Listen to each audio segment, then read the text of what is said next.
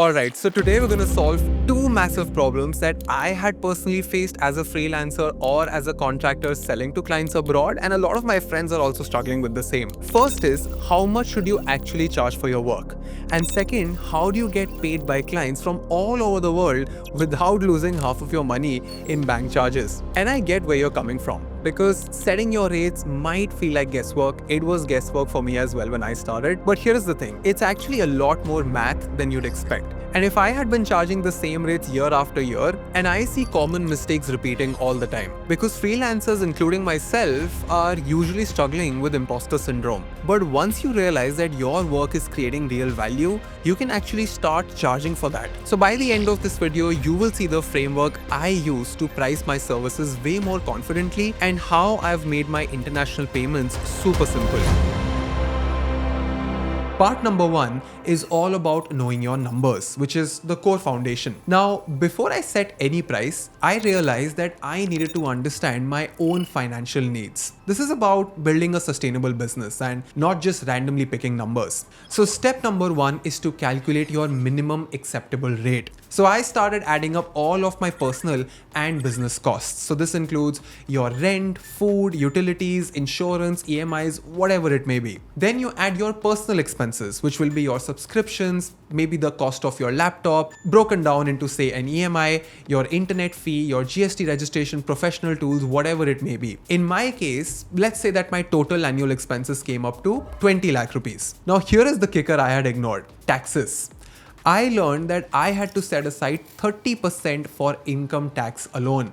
And if you're GST registered, you need to file your GST before your income taxes, because GST filing happens quarterly while income tax happens annually. So with expenses of 20 lakhs, I calculated that I would need another 6 lakh rupees just for keeping that buffer for my taxes, bringing my minimum required earnings to 26 lakhs a year. Step number two is to determine your billable hours. I thought that I would be productive for 8 hours a day, but realistically, I only bill for around 5 hours a day. So working 250 days a year would give me around 1250 billable hours. So I divided 26 lakhs by 1250, which is 2080 per hour. Now this became my baseline. I would never agree to a price lower than this. Once this is done, we will move on to part number two, which is value-based pricing, where the actual money lies. Because if you are covering your costs, you are essentially running on survival mode, because you will just go break even. I realized that pricing for value is how I could actually grow way faster. So in the beginning, I was charging based on the hours I spent. But that made no sense for strategic or creative work, because I could spend 2 hours on something that made my client 50 lakh rupees. That is when value-based pricing clicked for me.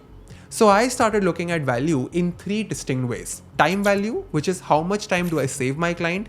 Revenue value, how much money do I help them earn or save.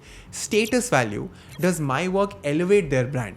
When I shifted the focus from my time to their results, I started charging what my work was actually worth. So instead of 1 lakh rupees for a sales page, I could quote 4 lakh rupees plus revenue share if I was able to convince my value, if I was able to position myself as the best option available on the market. If you can prove that you can build pages that can convert, or you can create things that can help a business earn money, you will always have a higher leverage. Then comes part number three, the triple tier strategy. One more thing that changed the game for me was offering multiple options. And I started using a good, better, best pricing model. So you first start with a basic offering, which is like a lightweight version. And then you have a professional thing, which is the most balanced package. And this is where most people land.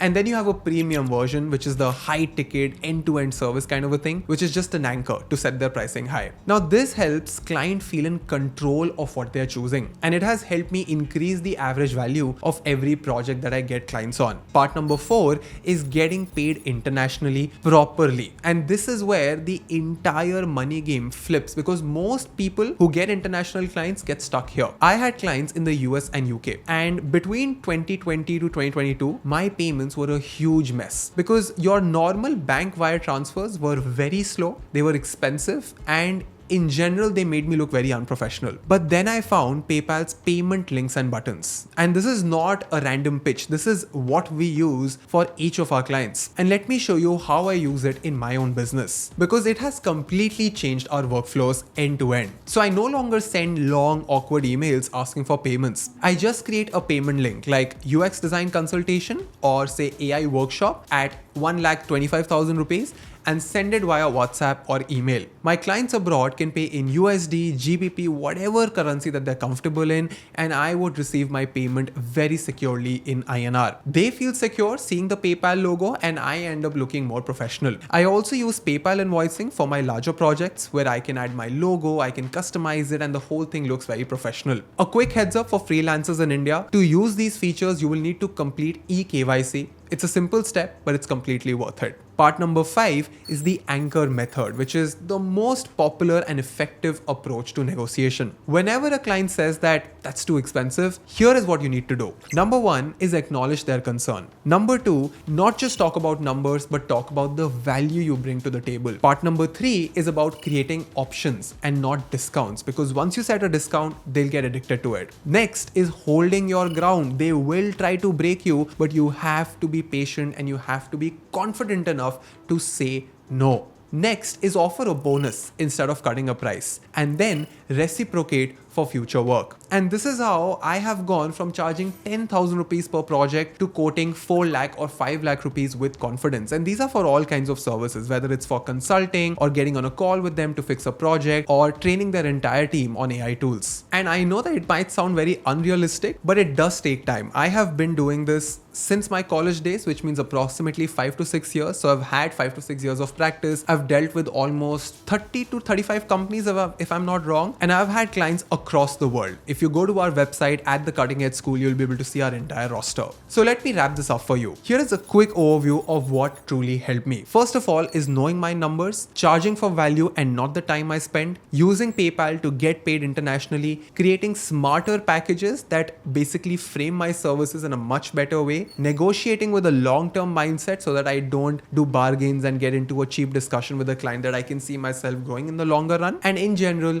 being patient. And if you're facing pricing issues or struggling to get paid globally, you are not alone. It does take time. This is a system that worked for me, and I hope that some of it works for you as well. Now, quick note, this video is sponsored by PayPal, but every strategy that I've shared here is something that my team has used on a daily basis to grow our business. PayPal just happens to be the tool that has helped us make our international payments way smoother. If you're interested in trying it out, check out PayPal's no-code checkout tools. eKYC is required in India. Let me know in the comment section what has been your biggest pricing challenge, and we will try to reply to them as quickly as we can. This is a QR code that will lead you to a bunch of important advice that we have shortlisted and handpicked from dozens of interviews from agency founders across India. I hope that you're taking care of your mind and body. This was Ansh Mehra, and you are learning from the Cutting Edge School.